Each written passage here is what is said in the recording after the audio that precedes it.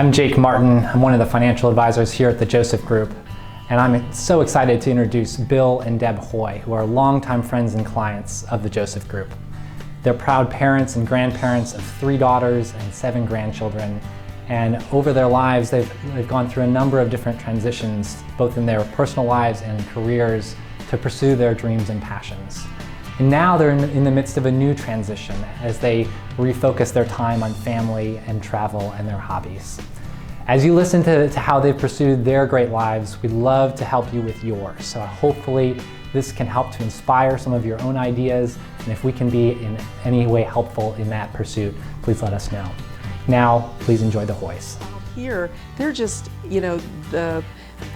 the peace and the quiet and the solitude is incredible. I was out last night and literally there wasn't a sound. There was no traffic, and I love that. There are lots of wildlife.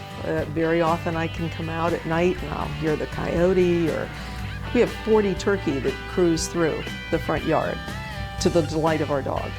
And it's just been, and then I was able to get into riding. We built the barn the next spring that we lived here, and it was fun because I got to design it exactly how, in what I wanted, and I'm very pleased with all my decisions. And we just finally have reached the point where we want to do something different. We want to be able, when you have a barn like this, you're constantly managing a staff to stay on top of everything. Bill's cutting a lot of grass.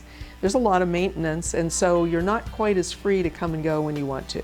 And with 7 grandchildren now, and it's just time for us to transition to something new.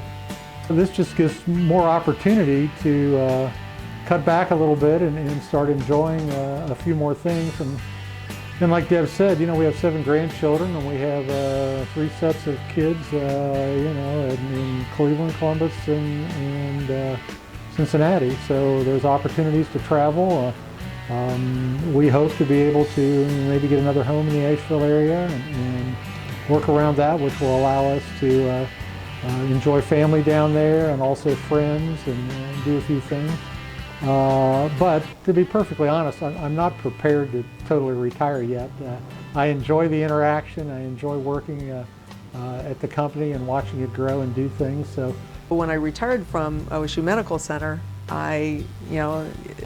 what do you want to do? And so in addition to running the farm here and riding, I decided to start to seriously work with several artists to learn to draw. So I took workshops, I did private lessons. So it's been about 5 years, and I really enjoy it.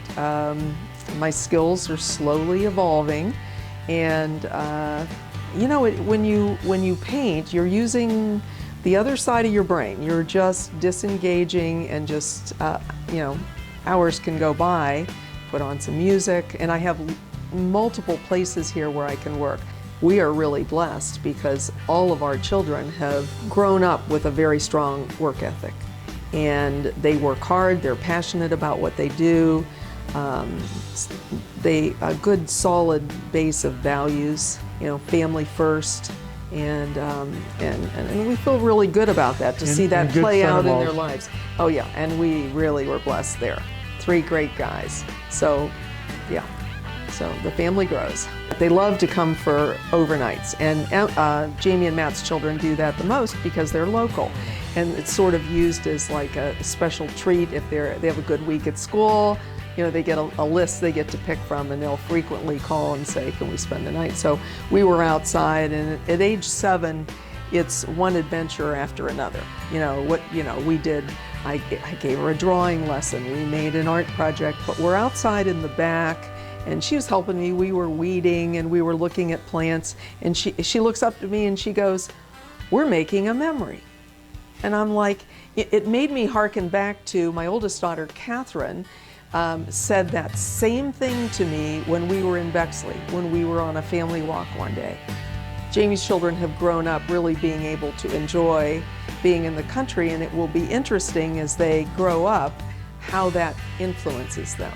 I was really significantly impacted by my grandmother, and she's the one I think I told you about. She lived to 110, and I spent my summers going to stay with her. And she had a cow and chickens and lived on a farm in rural mountains of Pennsylvania.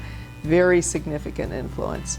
So that as an adult, that just tugged on me as to get back to that. And I basically had all of those things that I had with my grandmother here, minus the cows. Well, the cows came in later and came over the fence and through the front yard. Yes, I came out of my front. The three granddaughters are here. Yeah, there's cows in the front I'm in yard. the kitchen and they come running in and they go, Nina, there's cows in the yard. And I went out and here they are, right outside my driveway, big black Angus just standing there. And that's when I first became a cowboy, because I had to wrangle these suckers and get them into the we had to herd them and stuff and get to that stuff, and then bring them back through here. And we learned that they had never had any kind of halter on them. They had never had, so it was Bill stepped right up to the plate. All of his skills came into play. Didn't know I had skills I didn't even know I had. So you never know what's going to happen out here. You know, as an employer, and we have about 35 employees, you're kind of entrusted with their care and their future and everything, and particularly when they're younger, they don't always want to save and they don't always want to look towards where the future is. And just within this last year, three of our new employees are having children. So that legacy of family is starting to grow on, and once again, they start asking us, what's it going to be like? And you explain to them that one, your life is very different after having kids, but two, you have to think about the future and where you go and how you do these things. So it's seeing that whole evolution as we go through that stuff, and being able to be around and work with my nephew and his wife to help them. And I think the younger group, you just try and hope and teach them patience, because I remember when I was younger, I didn't have patience. I'm always on my dad about doing this or that or whatever, but you just need to live with something a while and understand it a little bit and rely on some things and see how it goes, and you'll end up making the right decision as you go forward with that. So it's been great to be able to continue to work and just look forward to the next couple of years and trying to just finish that off. And then like Deb says, we look forward to some travel. We were doing travel in conjunction with the zoo, and we hope maybe to be able to pick that up at some point again, because we enjoyed our trips to Africa and Australia and Alaska and Costa Rica. So we hope to be able to maybe do some of those again too.